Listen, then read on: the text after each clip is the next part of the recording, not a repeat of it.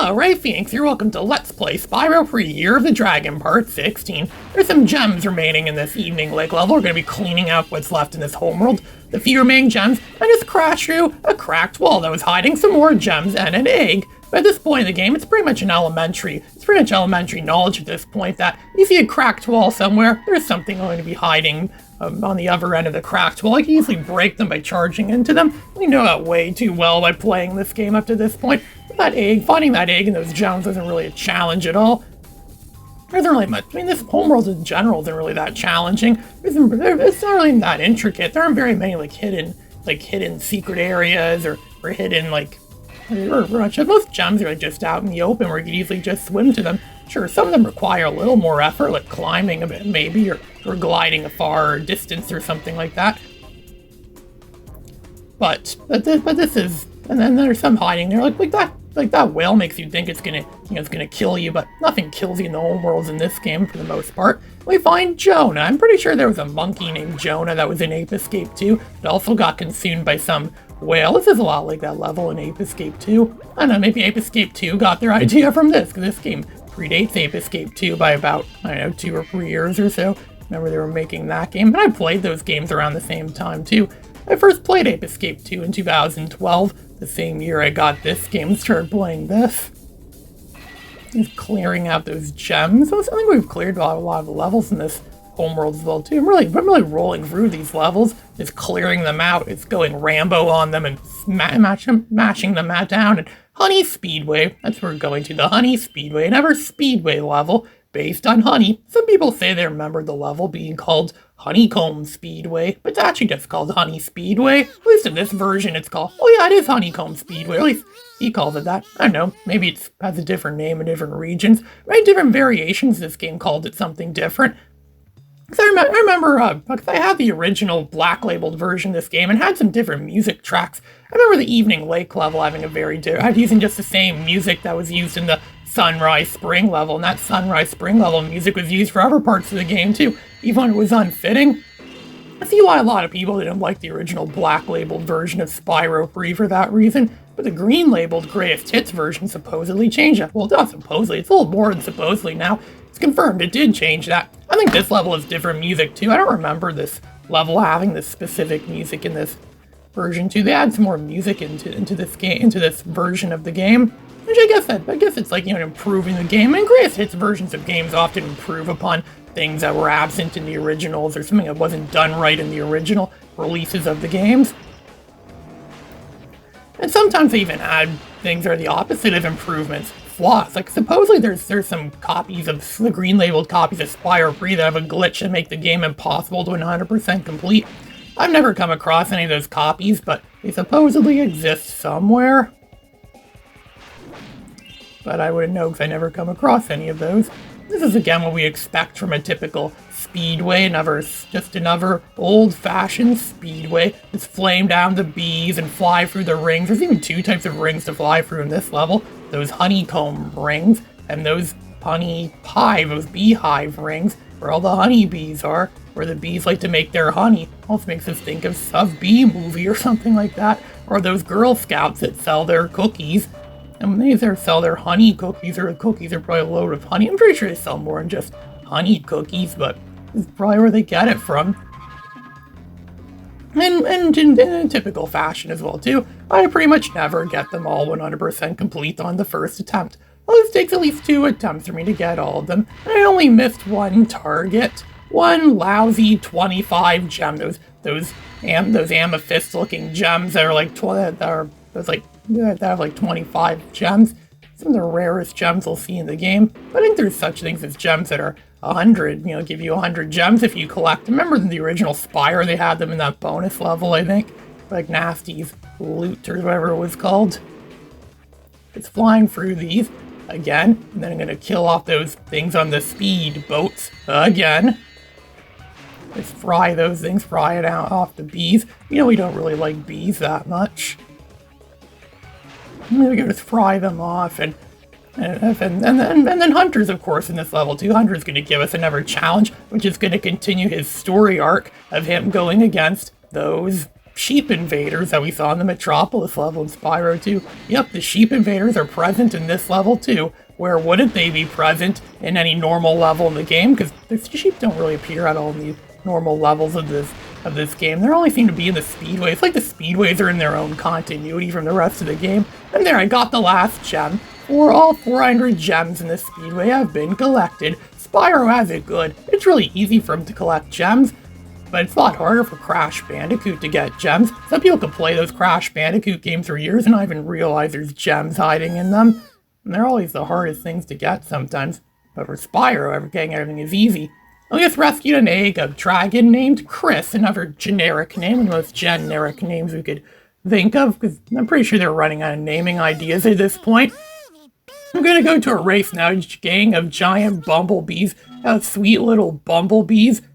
But are they really so sweet if they're gonna be racing against us? We know how aggressive these racers are. It took me like 5 attempts last time to win a race.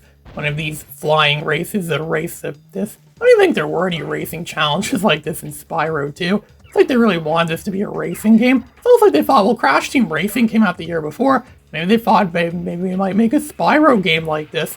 So they just made this kind of like the racing Spyro game. I mean, this is the closest we got to a Spyro racing game was these bonus, well, they're not always bonus levels, but these speedway levels, these race challenge speedway levels, where pretty much the only way you win is by consistently going through the blue stars.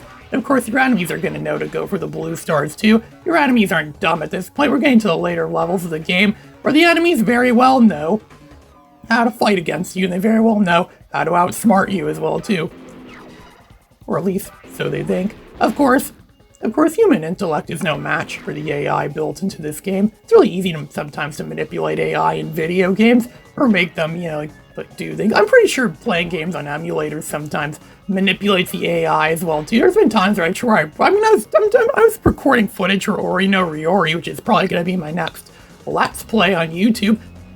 And I failed hard a lot of the times at getting through all of those. I thought I was going to break Ratchet Deadlock's record for being the game where I've recorded the most amount of footage for that didn't get used in the final product, because most of it, because I'll keep my failed attempts on them. I make a lot of failed attempts when I play these games, and a lot of times I don't bother to keep my failed attempts. I just throw them out, discard them. No one really wants to see them. They're like outtakes or bloopers from movies. No one necessarily wants to see the raw footage, footage.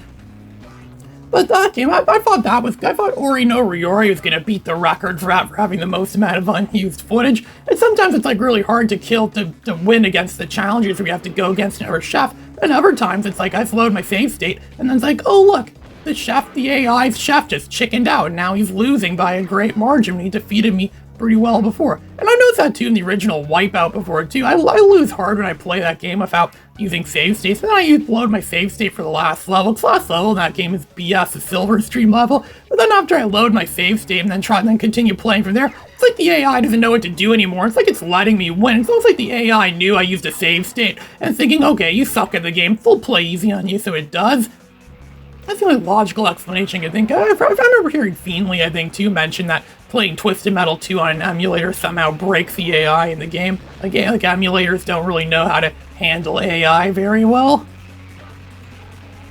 I don't really know if that's the case, or this game the case for a lot for other games, but I have seen stuff. And I remember about a year ago I did a test like that with the original Wipeout, where I actually played it on real hardware and tried to see how the AI was versus play on the emulator. And I find the AI is it's pretty hard to win with the AI in that game on real hardware. That's why I never unlocked that special level, the Mars level. I forget what it's called, the level set on Mars in the original Wipeout. I never got to unlock that for the longest time until I started playing on emulators using save states to make up for how BS that game is. The original Wipeout's a good game, but it could be pretty flawed at times. Henry, I'm pretty sure we already rescued a dragon egg named Henry in an earlier level, only it was spelt differently. They were different by one letter. I guess this further goes to show that they really were running out of naming ideas when they made this. When they made this game, they really didn't know how many more names. Like, how many names could you possibly use? Right, no, we're gonna have to exhaust every single known name in the Western world, as well as every known name in Asia, Japan, China, possibly names like that. And even then, like there's like 150 something eggs installed. They had 150 different names. I mean, like, a lot of names are pretty common as well, too. You know, like John's supposedly one of the most common names ever. Names like John, Scott, George, Justin, whatever common names are, Jason, and Spyro's not a common name at all. Spyro's one of the most, Spyro's not a common name. That would be an awesome name to name a kid. I have a friend in real life that wishes he could name his kids after different Bionicles that he plays with, because how big he is into Bionicle. He even tried to escape school one time to get Bionicle. He was just running down the halls, flapping his man boobs around. I'm kidding, that didn't really happen. But then he got caught before he even left the building, all because he wanted new Bionicles.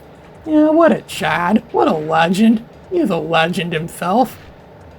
And there's clearly one of the sheep invaders behind us from Spyro 2. It's chasing after us, and all we're supposed to do is just simply dodge what comes at us. This is almost like one of those Tiger handheld games, but a billion times better. It seems like a common like theme for a Tiger handheld game, like a dodge the stuff coming after you, pretty much. And try to avoid what's behind you as well, too. And it just chickens out at the end and just crashes into the honey, the lethal honey. You know, honey was that lethal. It's supposedly the only food that doesn't spoil. And it's also not good to feed it to children under 2 or 3 years old or so. At least that's what it says on a bottle of honey that I found at the grocery store once. I don't know if that's really a thing, but it supposedly never spoils too, but I don't know if that's truly the case either. Then again, the same person that said that honey never spoils also said that all the clone troopers from the Star Wars movies, the Star Wars Episode 2 and 3, were all CGI, and they were actually right about that. It was all CGI. Because, you know, George Lucas loves CGI so much, and he hates changing the script as well, too. And we could go and, now that we cleared that level out, now we could go and clear out the remaining gems and eggs. There's still 2 more eggs, I think, hiding in this level, and there's 2 more gems, there's a few more gems at least hiding in this level, too. They're hiding in the places everyone would think to look. Probably at the top of the castle.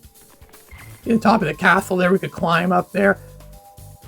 Of course, you have to jump through those streams of fire. Have to get that invincibility power-up. I don't know if Zoe's going to lecture us again about how that invincibility power-up works. I already know way too well how that invincibility thing works. Oh, green gem. There we go, got a green gem. Gave us 2 gems. The green gems are always worth 2 gems.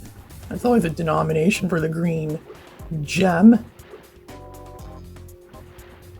I'm going to go swimming through here. This level is really bent on swimming. There's a lot of swimming influence in this level. I remember that Spyro 1 came out some time after Banjo-Kazooie, and the original Banjo-Kazooie had a lot of swimming in it.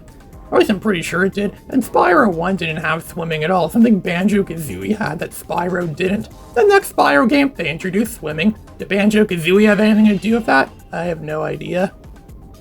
One thing's for sure, Spyro had more games on the PS1 than Banjo-Kazooie had on the N64. And Spyro games are more fun to play in general than Banjo-Kazooie because they're less complex.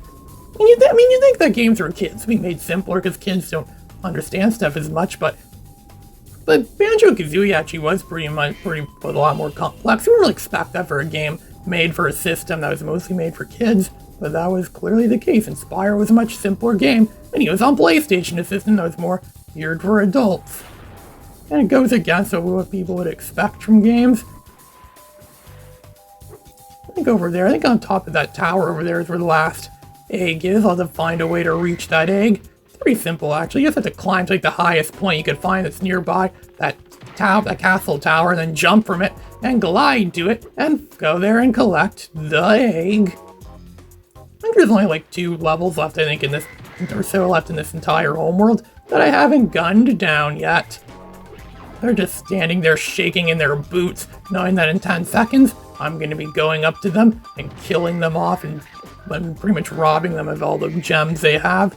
Is Spyro truly a thief? Maybe Spyro is really the greatest thief all along. Maybe those thieves we've been seeing in this game and in this first game, maybe they were secretly trying to protect their content from Spyro because he's been a thief all along.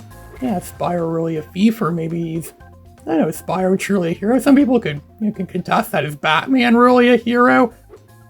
Is Darth Vader really a superhero? I had one friend think Darth Vader was some kind of a superhero. I don't think that's gonna reach. I think there's another like ladder somewhere nearby. There you go, there's the other ladder.